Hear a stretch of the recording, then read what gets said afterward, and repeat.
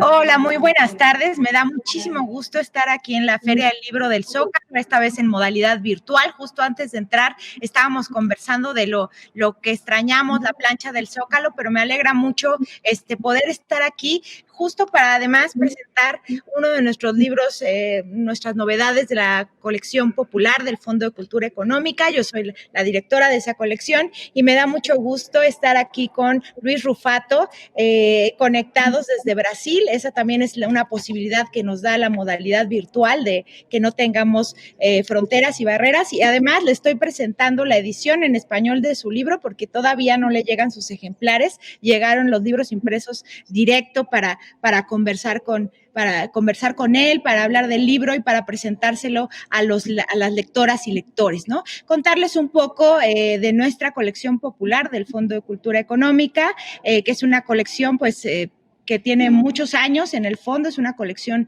mítica, pero justamente desde el año pasado hicimos un rediseño con Rafael López Castro, este diseñador que ha trabajado en muchas etapas de la historia del fondo, y pues la idea justamente es acercar a mucho público, a un público joven o de primeros lectores o alguien que simplemente disfrute mucho de la lectura, pero que a un excelente precio, ¿no? Que es lo que nos permite la popular, como tener las características técnicas que nos permitan que los libros sean más baratos, pero al mismo tiempo, pues sin renunciar a la estética y sobre todo a la calidad literaria. Y pues en la colección popular también nos hemos permitido publicar muchas cosas que son pioneras en el Fondo de Cultura Económica, esta institución que tiene 86 años y que siempre ha tenido esa capacidad de renovarse y de adaptarse al libro y a su contexto, ¿no? Y eso hace que aterriza en la popular, pues ciencia ficción, novela negra y literatura hispanoamericana, como sería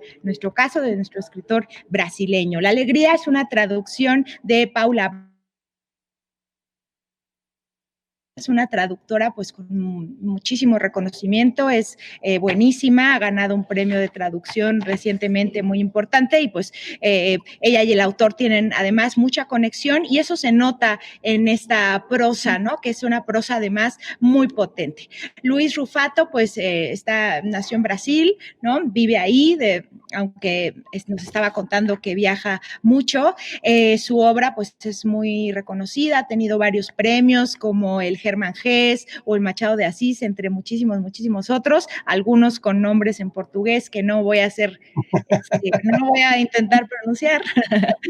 Pero, y pues es un estilo muy característico porque se ha dado a la tarea de dar voz a la clase obrera, a los pobres, como él dice, no los miserables, no lo que siempre ha tratado la literatura, sino a los pobres, que eso es muy interesante, y ver la literatura, la novela como una herramienta pues política, ¿no? De cierto sentido, ideológica.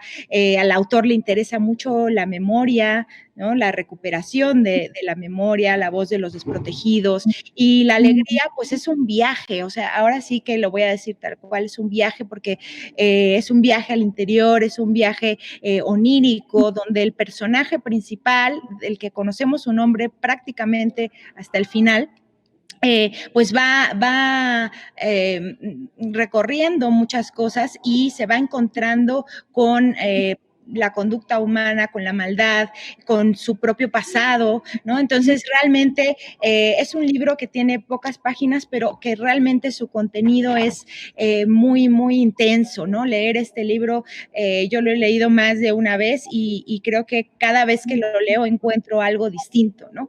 Entonces, eso me encanta, ¿no? Cuéntanos, Luis, bueno, primero, pues bienvenido, estamos súper contentos, ojalá puedas venir a México el próximo año, pero bueno, mientras, nos encanta tenerte por aquí. Cuéntanos cómo se gestó, digamos, la alegría. Bueno, es un placer enorme estar aquí.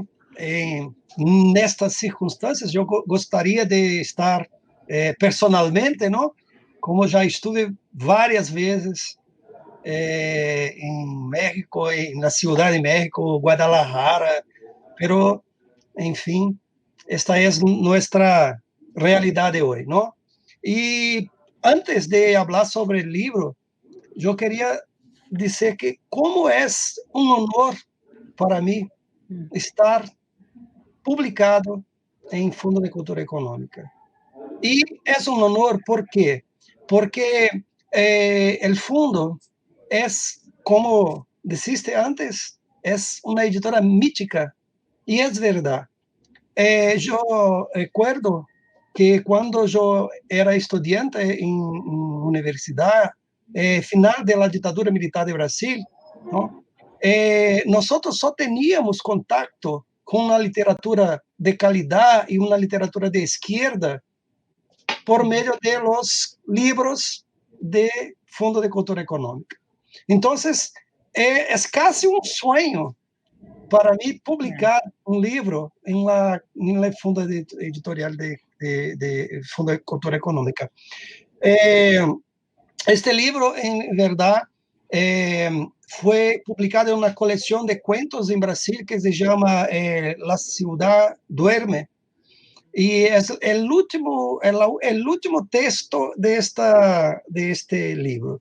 Y es muy interesante, Rocío, porque es la primera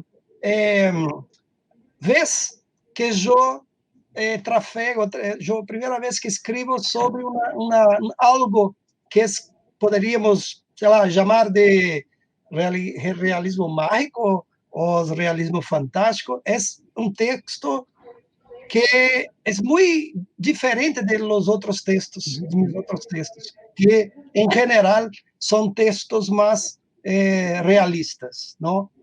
Pero yo estoy cada vez más convencido de que nuestra realidad de Latinoamérica, es muy más mágica y fantástica que real, ¿no? Entonces,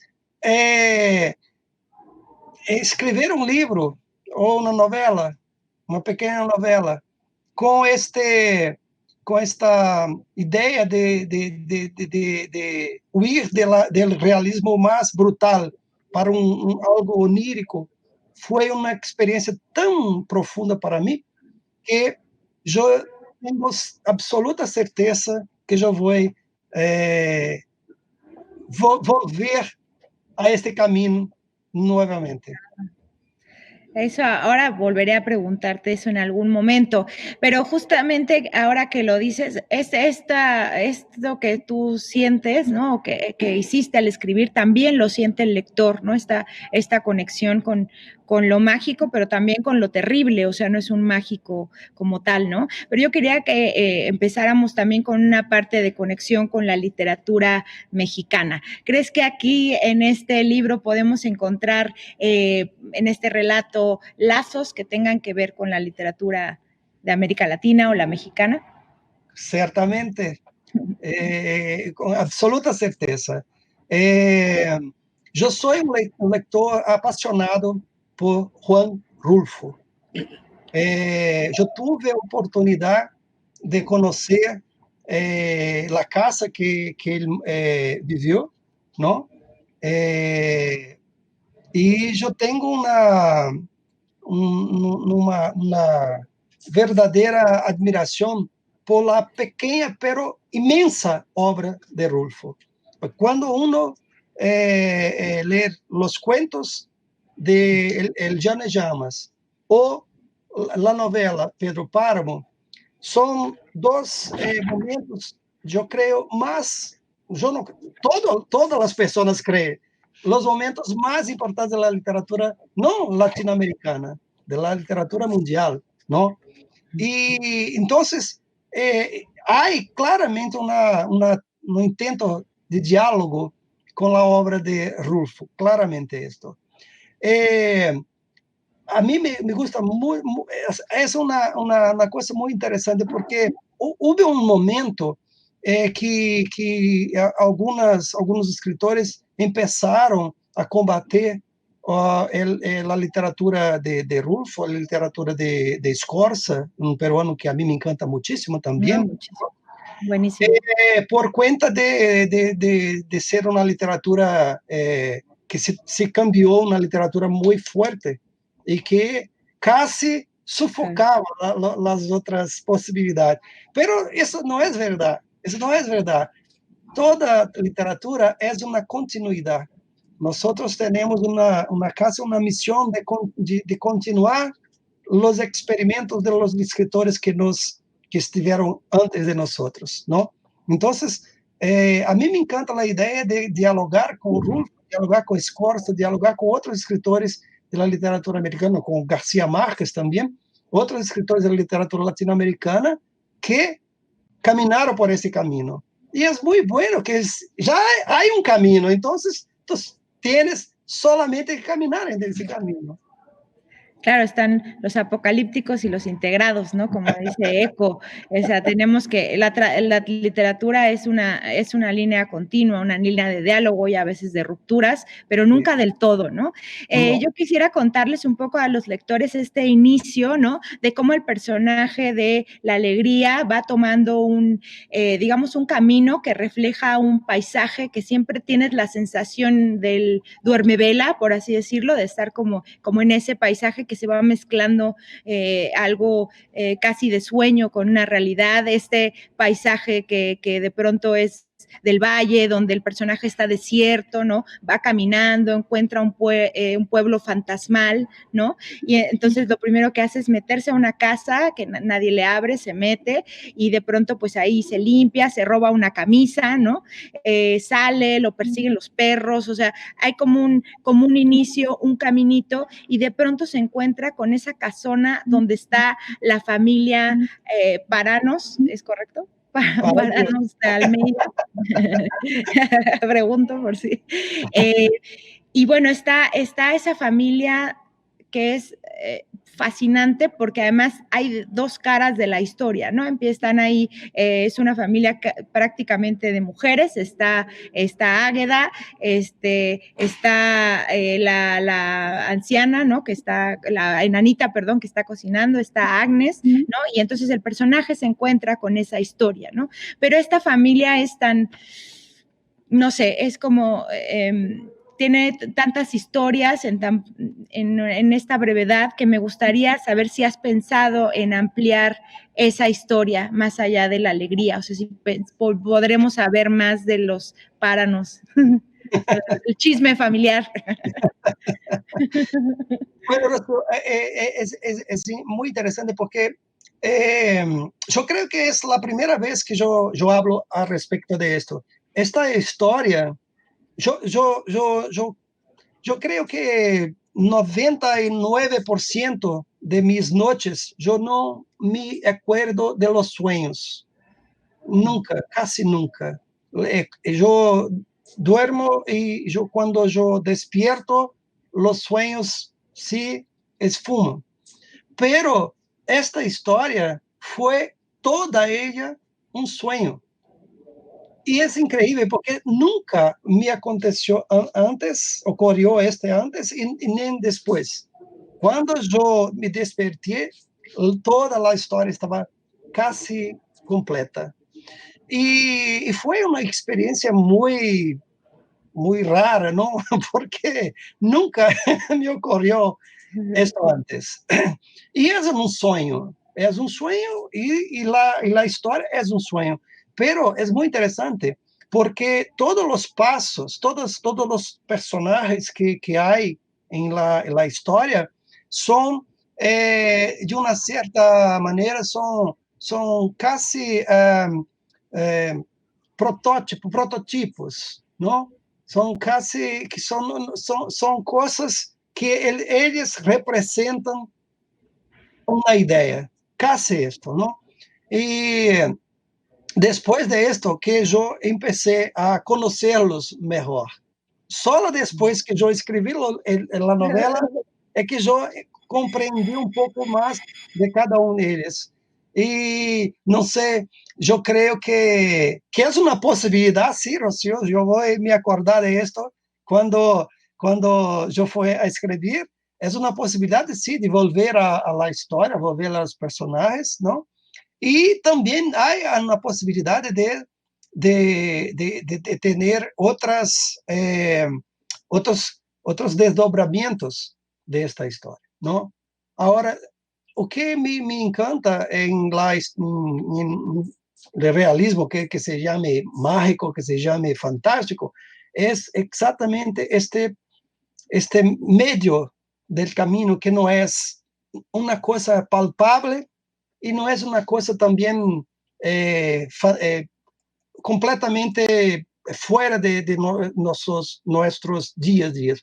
Por eso que el término realismo fantástico es muy interesante, porque es realismo. Todas las cosas que ocurren son cosas absolutamente reales.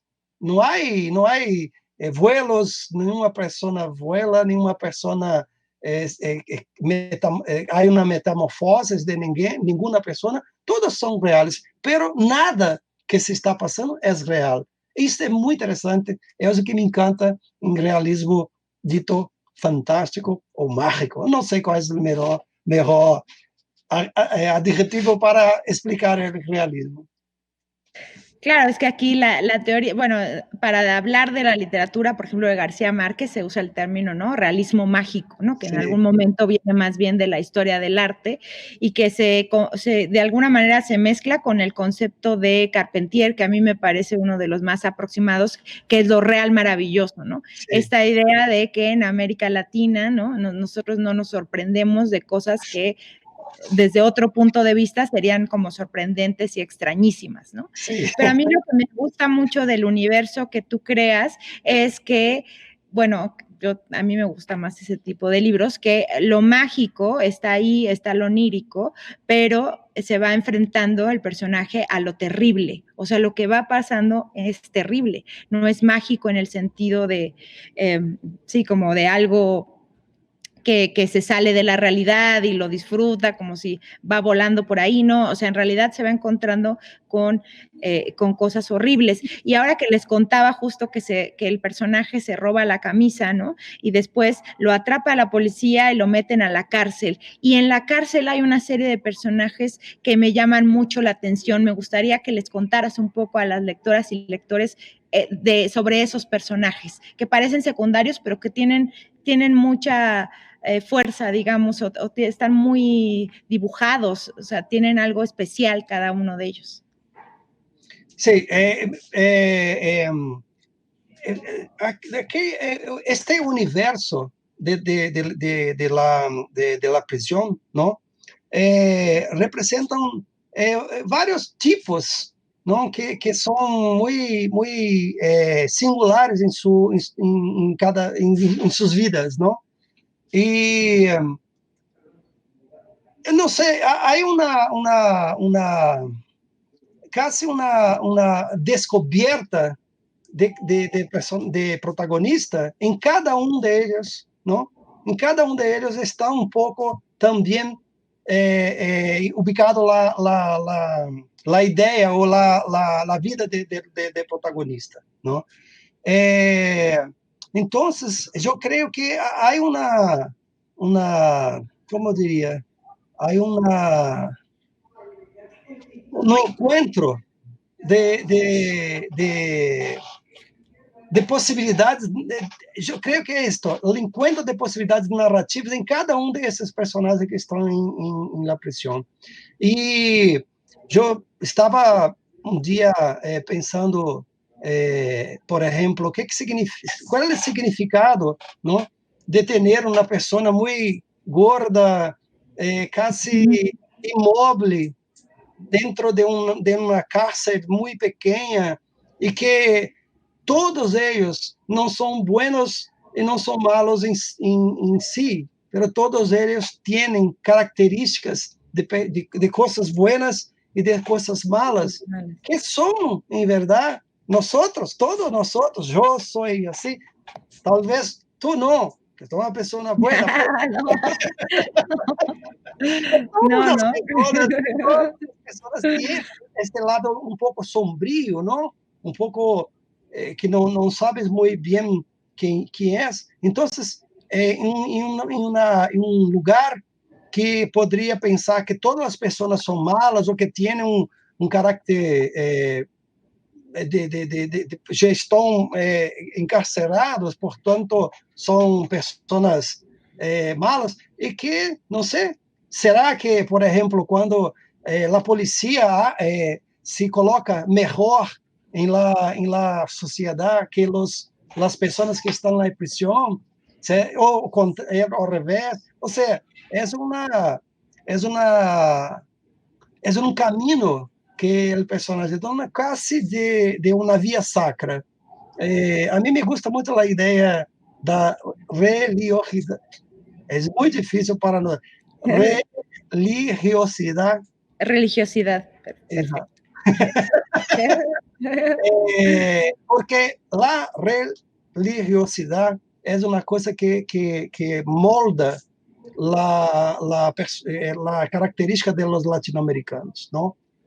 Muy fuerte esto, es muy fuerte en México, es muy fuerte en Brasil, y, y cada un de esos países volvió a tener una religiosidad muy característica. Es cristianismo, pero es un cristianismo muy característico. Y yo creo que la llave de la historia es un poco esto, ¿no? Como que nosotros estamos pasando por la vida, pasando pelo mundo, y como que nós reaccionamos às coisas que nos son impuestas.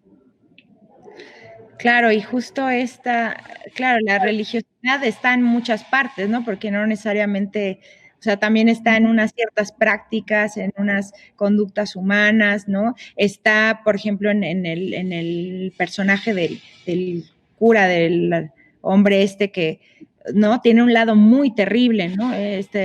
Lo que cuesta la espiritualidad, ¿no? Y justo pensaba en el personaje cómo se encuentra con esta historia de la familia Páranos, y luego se encuentra como con su propia historia, ¿no? En alguna ocasión tú dijiste, bueno, ahora como les decías, en portugués, en Brasil está una edición completa de relatos a los que se ascribe la alegría, ¿no? Y en algún momento leí que tú decías que también tenía algo tuyo, ¿no? Entonces yo quería saber si todas las familias que salen, la del Páranos, la del protagonista, la tuya, tienen algo que ver o qué juego de espejos hiciste ahí. Horacio, la literatura, yo no sé, no puedo hablar por mis colegas, pero para mí la literatura, cuando alguien pregunta si hay alguna cosa autobiográfica en los libros, mi contestación es, no hay nada autobiográfico y hay todo autobiográfico. ¿Por qué?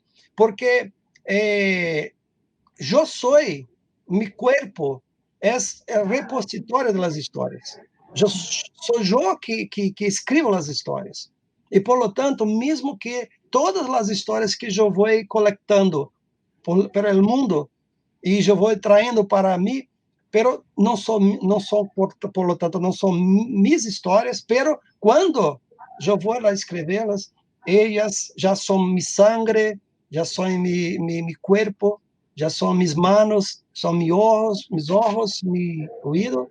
Então, claro que tiene, incluso, por ejemplo, el facto de una familia italiana, por ejemplo, ¿no? Que, claro, todos los mis libros tienen esta idea, esta discusión al respecto de los italianos, más específicamente los italianos de Minas Gerais, que es mi estado, ¿no? Donde yo nací, ¿no? Que yo tengo yo no, a mí no me gusta para nada la idea de nacionalismo. Yo tengo, no, pero yo no tengo duda de que una lengua, una nación, ella molda una visión de mundo. Entonces, por ejemplo, tú hablas español, no español, pero español de México. Entonces, tu visión de mundo es moldada por esto, por la lengua, por el país, por los antepasados, por el antepasado, no solo tus antepasados familiares, pero los antepasados de México como país. Entonces, claro que, embora não haga nada de autobiográfico em nenhuma história, incluso esta, La Alegria, pero claro, há muitas coisas absolutamente personales, biográficas. E há uma curiosidade que eu creio que é muito interessante, Rocio, é que a cena de dentro de la iglesia ocorreu de verdade, Ocurrió eso. de verdade, Wow. com um amigo meu, que é uma cena terrível. Eu acho que eu posso contar, porque não há problema, que se uno a ler o livro como todo, não tem problema, que é suicídio dentro da igreja, pero não só dentro da igreja, pero eu não sei como que se habla em espanhol, el altar. Sí, el altar. Ajá. Altar, Sí. sí. Altar. Então, Sí, ahí se... para que seja o máximo crudel possível, o máximo terrível possível. Não bastava ser dentro da igreja, tinha que ser em el altar. E foi um amigo de adolescência que hizo exatamente isto. Então, tu vai coletando todas as histórias e juntando todas elas em uma escrita, em um texto.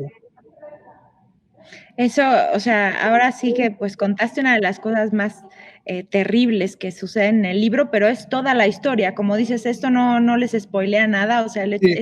ese suicidio que es muy significativo y que además tiene dos caras de una misma moneda, ¿no? Entonces, cómo funciona esa historia, a mí es de las cosas que más me impactaron desde la primera vez que leí La Alegría, ¿no? Y creo que uno de tus ejes literarios, o bueno, al menos yo lo veo así en tu conjunto, es un poco esto, es el infierno, ¿no? El infierno como guía, pero el infierno como a lo mejor como algo no que nos va a pasar después, sino algo que nos podría estar pasando ahora mismo, ¿no? Cuéntanos un poco de eso, de tu idea del infierno, si crees en el infierno, ¿sí? ¿Cómo es? Bueno, yo soy nieto de italianos, ¿no? Y nieto de italianos del norte de Italia, que son el catolicismo más terrible, que es el catolicismo de la culpa. Yo siempre he dicho que cuando yo acuerdo por la mañana, yo tengo no sé cómo que se llama, un chicote, algo que... Sí, un látigo. Un látigo, porque yo estoy vivo y ya es una culpa por estar vivo, ¿no? Sí, hay un poeta católico brasileño muy bueno que yo recomiendo para lectura, que se llama Murilo Mendes. Y Murilo Mendes tiene un verso que es al infierno provisorio, no, al infierno definitivo yo prefiero el infierno provisorio, yo prefiero la dúvida permanente. Yo invertí esta idea de que yo prefiero el infierno provisorio que la duda permanente. ¿Por qué? Porque, embora mi catolicismo esté entranhado en mi cuerpo, claro, no hay como una persona nacer dentro de la religión y si estaba fuera de ella, pero yo no creo en la otra vida, yo no creo en esta parte de catolicismo que te dijo que, olha, tiene un juicio final y todos Juicio. nosotros, juicio final y todos nosotros seremos juzgados, ¿no? No, el infierno es aquí y ahora. Tanto que mi libro más ambicioso, ¿qué se dice? Sí. Mi libro más ambicioso se llama Infierno Provisorio. Está publicado incluso en México, ¿no? Son 5 volúmenes. Infierno Provisorio, que es exactamente la idea de que Nosotros tenemos que hacer las cosas aquí y ahora. Es una, es una, eh, es una idea revolucionaria. Sí, no hay nada después. Entonces, si nos queremos cambiar la realidad, nosotros tenemos que cambiar esta realidad. Ahora, no podemos pensar que no hay una vida después o no hay nada después. Sí, que también hay una idea del nihilismo, ¿no? Que yo no tengo que hacer nada porque nada importa. No, yo creo que sí, nosotros vivimos en el infierno y nosotros tenemos que hacer de esta vida algo que se importe con las otras personas, de que se para que nosotros podamos vivir un infierno un poco mejor, un poco más tranquilo, un poco más feliz, Sin culpas. sin culpa. Fíjate, te entiendo muy bien porque mi educación también fue católica, ¿no? Esto que dices que siempre está ahí, ¿no? Ahora soy atea, ¿no? Por supuesto, como toda niña que se educó en escuela de monjas, debería ser después, pero siempre le he llamado el chip de las monjas, ¿no? O sea, como que te insertan un chip aquí para siempre que te, que te hace ver el universo de cierta manera, ¿no? Entonces, Sí. entiendo muy bien lo que dices. Y bueno, y por supuesto, esa obra la pueden encontrar también las lectoras y lectores en español, la del infierno, la que acaba de referir Luis, junto con otras como Estuve en Lisboa y me acordé de ti, Ellos eran muchos caballos, hay varias traducciones al español, Un verano tardío, ¿no? El libro de las imposibilidades, y justo hablando hace poco Paco, Taibo y yo estuvimos teniendo una charla con traductores y quería preguntarte un poco, justo Paula Abramo, ya dijimos que es una traductora de primerísima calidad. Quería preguntarte si hubo un trabajo entre ustedes dos, o sea, si hubo alguna comunicación o cómo ves tú las traducciones en otros idiomas, cómo sientes tu voz, ¿no? Sí, es interesante porque en el caso de Paula, como Paula había traducido parte del infierno provisorio, entonces está muy mergulhada en el lenguaje, en el universo, porque no es de realismo mágico, pero es la misma construcción frasal, como es la misma idea del universo. Entonces, nosotros tivemos poco necesidad, ¿no? de clarear una cosa u otra, ¿no? Porque, como digo, ya está muy mergulhada em universo. Cada país, meus livros estão em 13 países. Wow. Cada país, de cada país, há tradutores que têm ações muito diversas, não? Trabalham de maneiras diversas. Por exemplo, mi tradutor alemão, que ganhou a primeira vez que um livro de literatura de língua portuguesa ganhou um prêmio de tradução foi com ele, com um livro meu que eles eram muitos cavalhos em 2012 e ele ganhou este prêmio e ele tem nós somos muito amigos hoje, nós somos muito próximos, conversamos toda semana. E eu vou muitas vezes à Alemanha, então nós viajamos todos os anos, às vezes um mês inteiro, eu e ele, por lá Alemanha. Então, e sempre nós estamos trabalhando, e sempre quero saber, eu tenho uma palavra que em dicionário quer dizer uma coisa, mas tenho certeza que não é a mesma coisa em seu livro. O que é isto?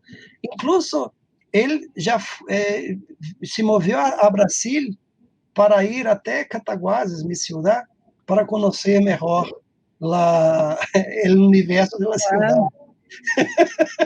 que No, es una llegó al extremo. pero, claro, não foi por isso, pues somos amigos, então eu quero ir a Brasília, quero ir, ok, vamos a Cataguases, não? E Paula é uma maravilhosa tradutora, uma grande poeta, uma poeta maravilhosa, uma poeta de primeiro plano, não? E então foi muito tranquilo, muito bom trabalhar com ele. Hoy justo nos ponen aquí una pregunta del público que te voy a leer de las lectoras y lectores para que se las puedas responder porque tiene que ver con la alegría. Dice, ¿existe en la alegría alguna influencia o algún paralelismo con la escritura de Mario Lebrero? ¿Los personajes de la novela se relacionan con personas de la vida real, ya sea en sus actividades o en sus historias, o son puramente oníricos? Son las dos preguntas que te hacen. Si tiene algo que ver con Mario Lebrero y si tiene vida real o solo transcurre en el sueño, la alegría. Bueno, con relación a contacto con la obra de Mario Lebrero, no, yo conozco, yo conozco libros de él, pero no creo que haga. Yo creo que la influencia más clara, más evidente es de Juan Rulfo. Rulfo, yo rápidamente pude, bueno, no tan rápido.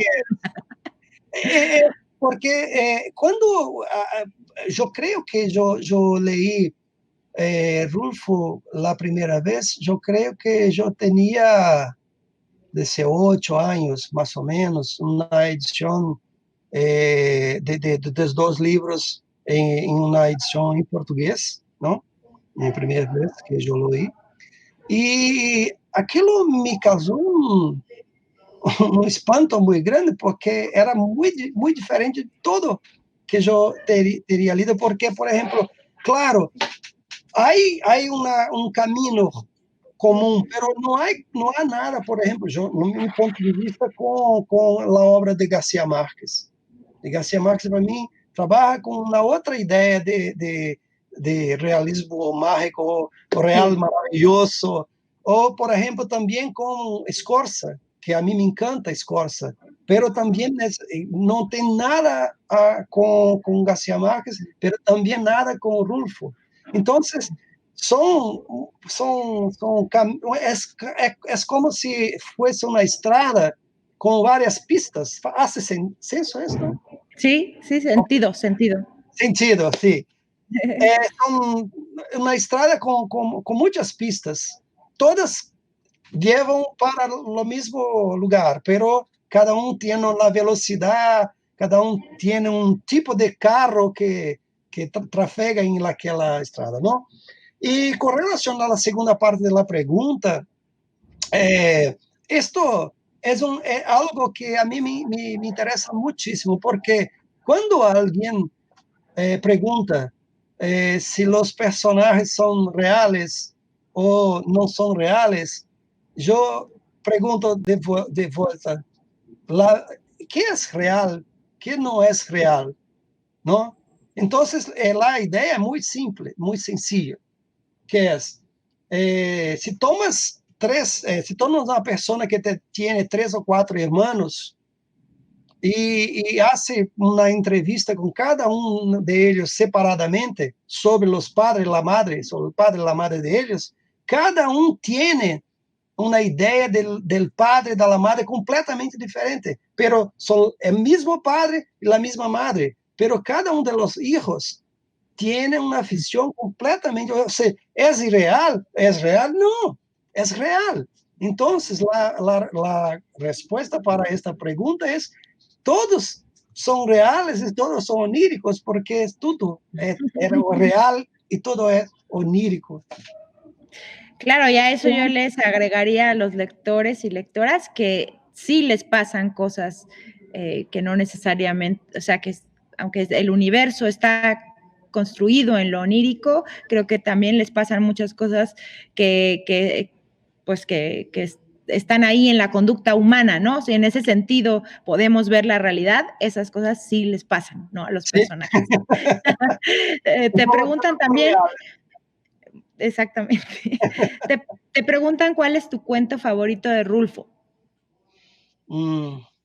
Yo creo que yo tengo que me acordar del nombre de él, que es aquello que el hijo está cargando el padre en las espaldas y todo momento pregunta, ¿está muy lejos la aldea? Sí, que él está acima, él está abajo, ¿no?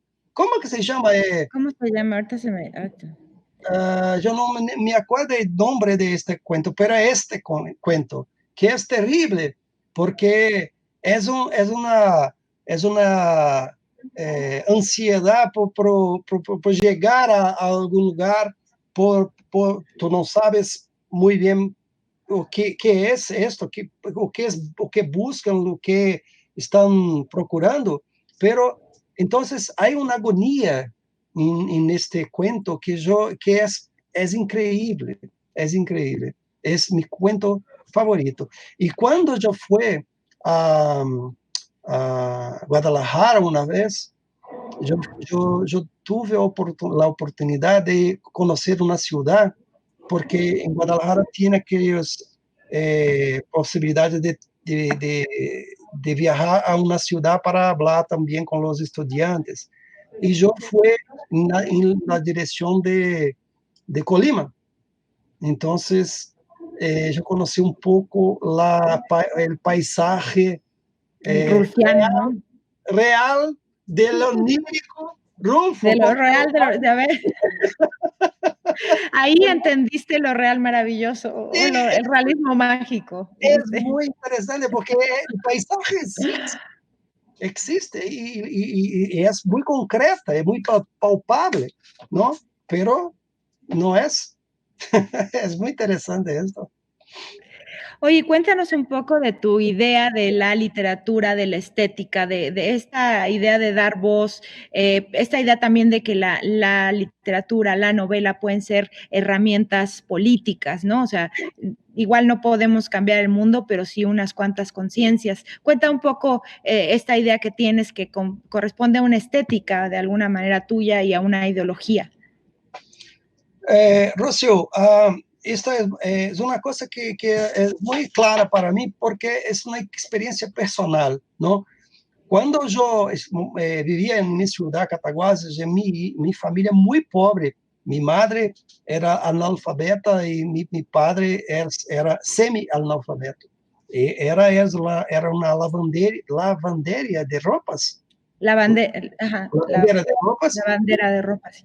Y mi papá era un vendedor de palomitas. ¿Cómo se llama en México? Palomitas, palomitas. Me Eh, encantan las palomitas. Y hay palomitas, en la alegría hay palomitas también. Sí, cambia. El nombre de palomitas cambia en todos los países de América Latina. Entonces yo nunca sé. Bueno, palomitas, sí. Entonces, y yo vivía en Cataguases casi como un animal. Yo no tenía conciencia de que yo era una persona. Yo era algo. Y cuando empecé a leer los libros, que me di cuenta de que yo no era un perro, yo no era un árbol, yo no era mi padre, yo no era mi madre, yo no era mis hermanos, yo era una persona singular, que yo tenía un nombre, yo tenía una conciencia, yo era una persona completamente diversa de todas las otras personas. Y esto fue la literatura que me regaló. Entonces, la idea de autoconciencia es la literatura que te posibilita esto. Y esto es una cosa muy cara para mí, porque yo creo que gran parte de los problemas de los países de América Latina, yo estoy hablando de América Latina como un todo, porque yo creo que hay mucha cosa próxima y mucha cosa que no, pero hay mucha cosa próxima, que son exactamente la idea de que la persona que no tiene una autoconciencia, una persona que no se reconoce como alguien dentro de una comunidad, por lo tanto, ela está fuera de la comunidad. Y si ela está fuera de la comunidad, ella puede hacer violencia, por ejemplo. Ella puede robar, ela pode matar, porque está fuera de la comunidad. Esto es una cuestión para mí de autoconciencia. Entonces, la literatura, por medio de la literatura, ¿es posible cambiar el mundo? Sí, es posible. Yo creo que es tan posible que es por esto que los gobiernos de América Latina en general no quieren proporcionar una educación de calidad para la población de manera general. ¿Por qué? Porque esto generaría una nueva conciencia colectiva, porque las conciencias individuales forman la conciencia colectiva, ¿no? Y si la literatura cambia una persona, y si todas las comunidades son formadas de las personas, entonces tenemos una revolución por la literatura. Yo creo muchísimo en esta idea, que es una idea, puede ser una idea romántica, utópica, pero yo soy utópico. Yo también soy utópica. Y, por cierto, el cuento de Rulfo se llama Diles que no me maten, que también a mí me gusta muchísimo. Es uno de los cuentos Esto. de El Llano en Llamas, claro.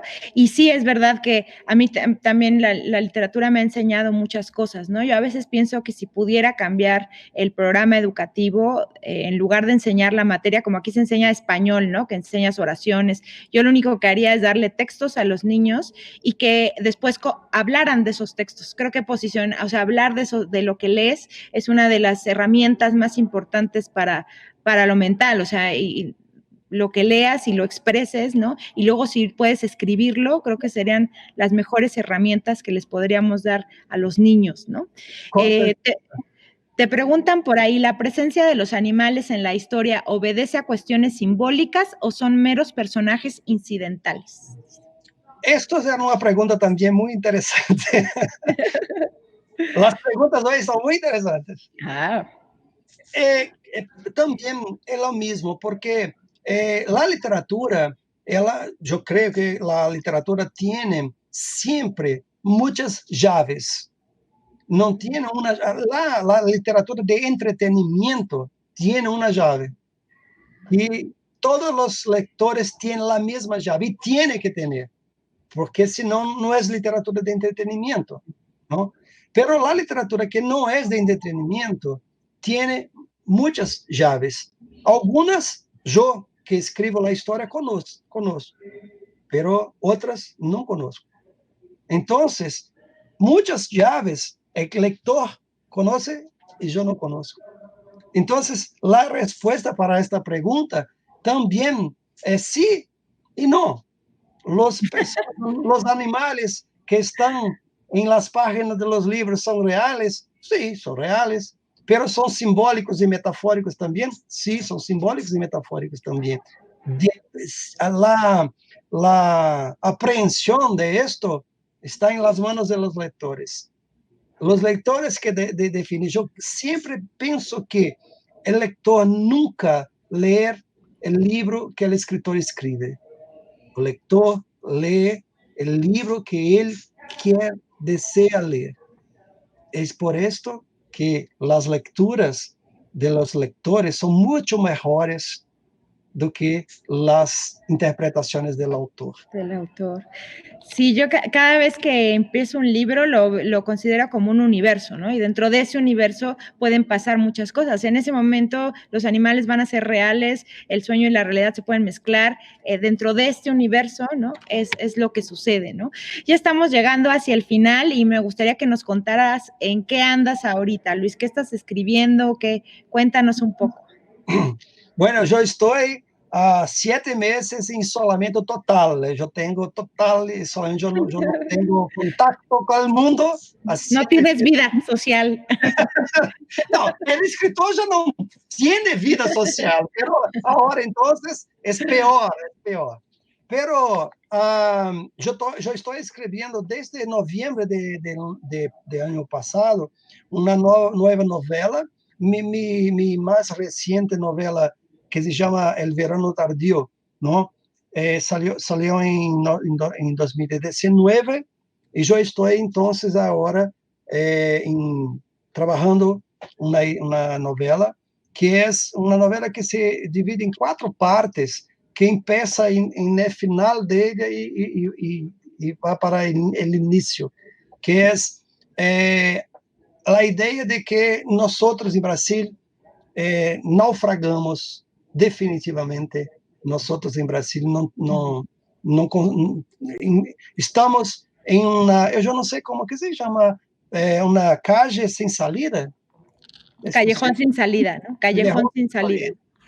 Callejón sin salida, exactamente. Entonces, la idea es una historia que primera parte se pasa en Estados Unidos, en Boston, de inmigrantes brasileños que están trabajando clandestinamente en Estados Unidos.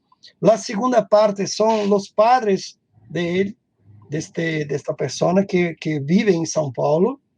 Y después los abuelos que viven en Cataguases, mi ciudad. Y después los bisabuelos, existe también. Bisabuelos, sí, bisabuelos. Bisabuelos que viene de Italia. O sea, la idea de que los inmigrantes que vinieron para Brasil tentaron una vida nueva, algo diferente para los hijos, sí fallaron profundamente, porque nosotros no conseguimos dar a nuestros hijos, a nuestros nietos, un país decente. Decente, sí. Oye, pues se oye muy, muy interesante, así como una saga familiar gigante, ¿no? Me va a encantar que me la mandes. Estamos ya justamente, pues eso, ya despidiéndonos. Contarles a nuestras lectoras y lectores que pueden encontrar La Alegría, cuesta solo 56 pesos en versión impresa y 30 pesos con 50 en versión electrónica. Pueden visitar nuestras librerías con todas las medidas de seguridad, donde pueden adquirir los libros, o en nuestra librería virtual Fondo en Línea, y también a través de la Feria del Zócalo. Pues muchísimas gracias, Luis, muchísimas gracias al Zócalo por acogernos. Pues me encantó charlar contigo, a ver qué otro día nos volvemos a conectar, ya que estás ahí pues en casa, seguirás en casa. Y pues invitamos a los lectores a acercarse a La Popular, a La Alegría, y pues damos noticias tuyas. Sí, no, el placer es todo mío. Yo creo que este momento fue un momento muy, muy importante para mí y espero que la próxima vez sea personalmente en México. Sí, a ver si por fin puedes ver la plancha del Zócalo llena de lectoras y lectores, y mientras, pues a través de las redes nos pueden ver tanto en vivo como se quedará por ahí la presentación, ¿no?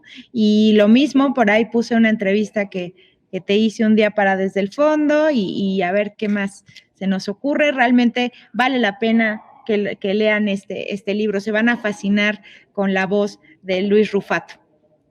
Muchas gracias.